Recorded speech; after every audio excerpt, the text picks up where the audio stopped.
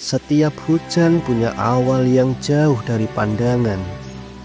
Uap yang naik diam-diam bertemu dingin di langit, lalu berubah menjadi jutaan benih air yang siap turun sebagai kasih sayang dari langit. Dan uniknya, begitu tetes pertama menyentuh tanah, aroma khas dari hujan bisa membuka pintu kenangan yang bahkan sudah lama kita kunci. Suara hujan pun ikut berbicara. Ritme lembut yang tidak pernah gagal membuat hati merasa aman. Seperti dunia sedang mengajak kita berhenti sejenak. Dan mungkin dari hal-hal kecil itulah cerita tentang hujan sebenarnya dimulai. Yang sering terlupakan adalah bahwa setiap tetes hujan itu turun dengan ukuran yang pasti, bukan sekedar jatuh begitu saja dari langit. Air naik melalui proses evapotranspiration, gabungan antara uap dari laut, tanah, serta penguapan dari vegetasi. Uap tersebut berkumpul dan bertemu partikel mikroskopik yang disebut condensation nuclei.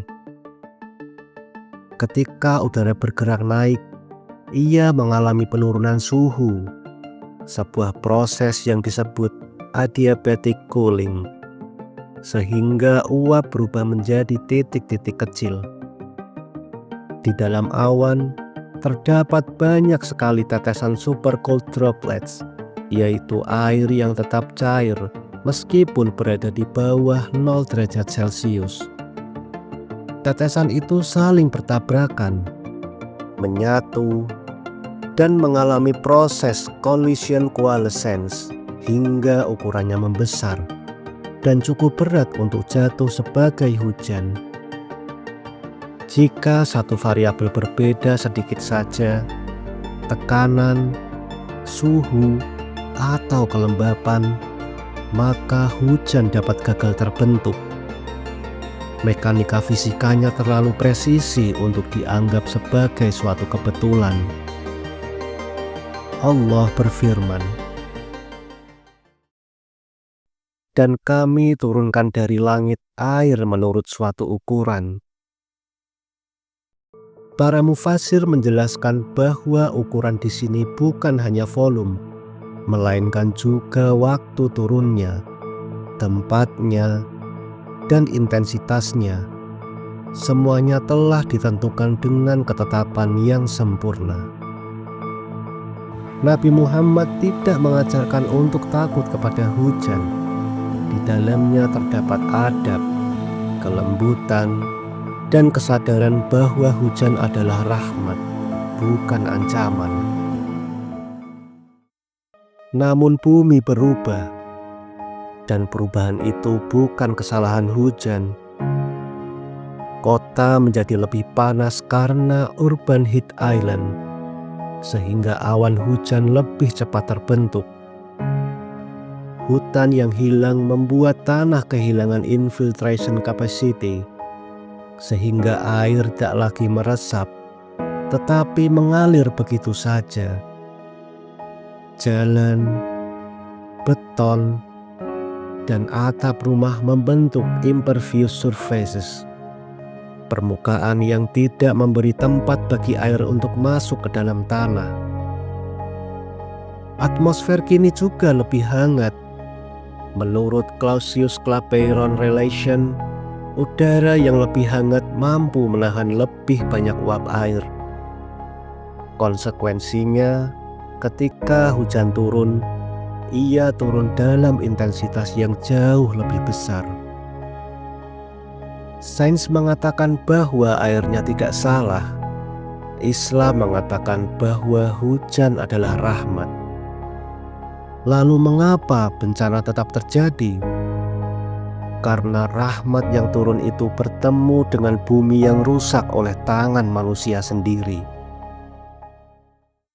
Dalam Quran Surat Ar-Rum ayat 41, muncul istilah fasad fil ardh, kerusakan di darat dan laut yang timbul karena ulah manusia.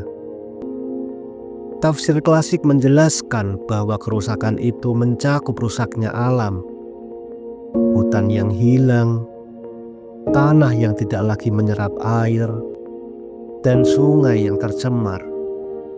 Karena itu, banjir, longsor, dan kesulitan air seringkali bukan datang dari langit yang murka, tetapi dari bumi yang tidak kita jaga.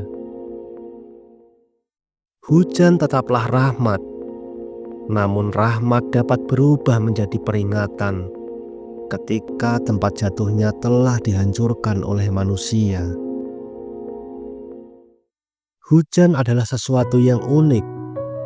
Fisika menjelaskan adiabatic lapse rate, supercooled droplets, dan hydrological cycle yang begitu presisi.